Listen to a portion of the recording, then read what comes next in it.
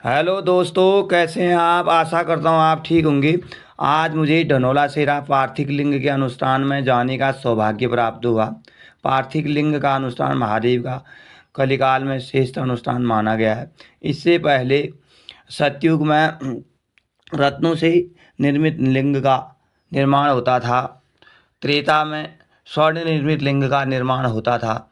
द्वापर में पारी का लिंग का निर्माण होता था। कलयुग में एकमात्र पार्थिव लिंग को ही श्रेष्ठ माना गया है। जो मनुष्य निष्काम भाव से पार्थिव लिंग का अनुष्ठान करता है, उस मनुष्य के घर से एक दुख दलिता रोग व्याधि का हरण कर देते हैं महादेव, और उसे धन यश वैभव कीर्ति और लक्ष्मी की प्राप्ति होती है, लंबी आयु की प्राप्ति होती है। जिस मनुष्य के घर में संतान का अभाव होता है, वह मनुष्य निष्काम भाव से पार्थिव लिंग का पूजन करता है, तो महादेव उसे एक उत्तम संतान का वरदान देते हैं, उसे उत्तम संतान की प्राप्ति होती है। और जो मनुष्य भगवान भोलेनाथ के इस पार्थिव लिंग का अनुष्ठान करता है, भगवान उसके 21 पीढ़ियों तक का तारण कर देते हैं, पुण्यता मोक्ष के भागी बना देते हैं उनके पितरों को।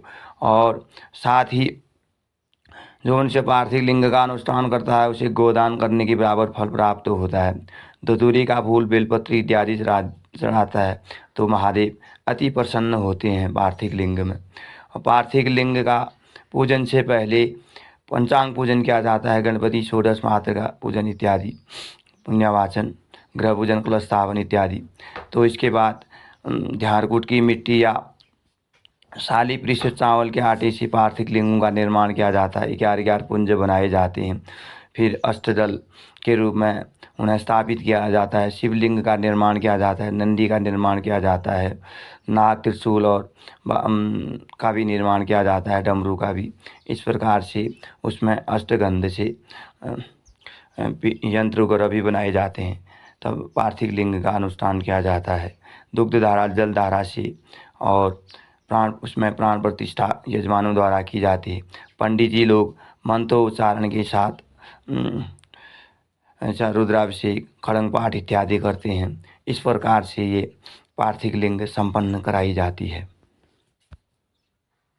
पार्थिव लिंग इस पूजा में भंडारा, प्रसाद इत्यादि बनता है। सभी लोग निमंत्रण नहीं होते,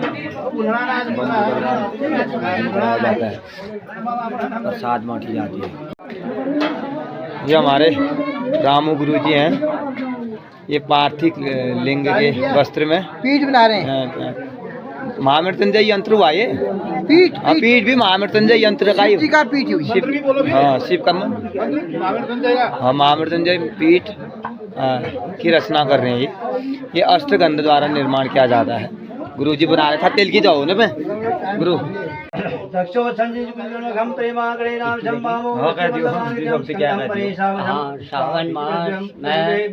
सावन मास की पक्षी की चतुर्दशी को हमारे हिंदू धर्म में सबसे बड़ा पर्व माना जाता है। इसको भी महाशिवरात्रि कहा जाता है।